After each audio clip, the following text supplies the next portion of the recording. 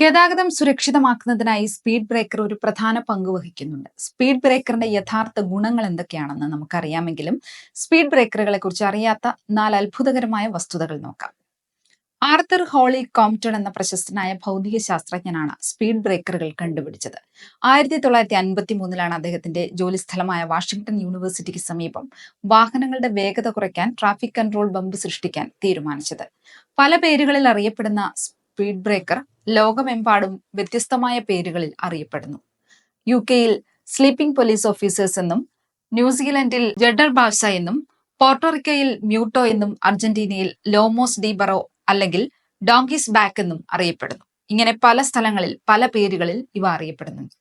എല്ലായിടത്തും കോൺക്രീറ്റ് കൊണ്ടോ ടാർ ഉപയോഗിച്ചോ ആണ് ഇവ നിർമ്മിച്ചിരിക്കുന്നതെന്നാണ് വിശ്വസിച്ചിരിക്കുന്നതെങ്കിൽ തെറ്റി.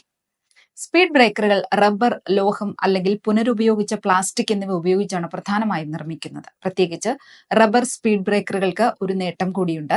അവ ബോൾട്ട് ചെയ്യാൻ കഴിയുമെന്നുള്ളതാണ് ആ പ്രത്യേകത. അതുകൊണ്ട് ആവശ്യമുള്ളപ്പോൾ ഇവ നീക്കി മാറ്റാനോ ഇളക്കിയെടുക്കാനോ ഒക്കെ എളുപ്പമാണ്. സ്പീഡ് ബമ്പുകൾ അല്ലെങ്കിൽ ബ്രേക്കറുകളും സ്പീഡ് ഹമ്പുകളും ഒരുപോലെ കാണപ്പെടാം, പക്ഷേ ഇവയുടെ ഉദ്ദേശങ്ങൾ പലതാണ്. പാർക്കിംഗ് സ്ഥലങ്ങളിലും സ്വകാര്യ റോഡുകളിലും കാണപ്പെടുന്ന സ്പീഡ് ബമ്പുകൾ വാഹനങ്ങളുടെ വേഗത മണിക്കൂറിൽ 5 കിലോമീറ്ററായി കുത്തനെ കുറയ്ക്കുന്നു. പൊതു റോഡുകളിൽ കാണപ്പെടുന്ന സ്പീഡ് ബമ്പുകൾ മണിക്കൂറിൽ 20 കിലോമീറ്റർ വരെ കുറഞ്ഞ വേഗതയിൽ സഞ്ചരിക്കാൻ സഹായിക്കുന്നുണ്ട്. പൊതു റോഡുകളിൽ സ്പീഡ് ബ്രേക്കറുകൾ ഉപയോഗിക്കാറില്ല, പക്ഷേ അപ്പാർട്ട്മെന്റുകൾ, ആശുപത്രികൾ തുടങ്ങിയിടങ്ങളിലൊക്കെ വേഗത കുറയ്ക്കാൻ ഇത് ഉപയോഗിക്കുന്നുണ്ട്.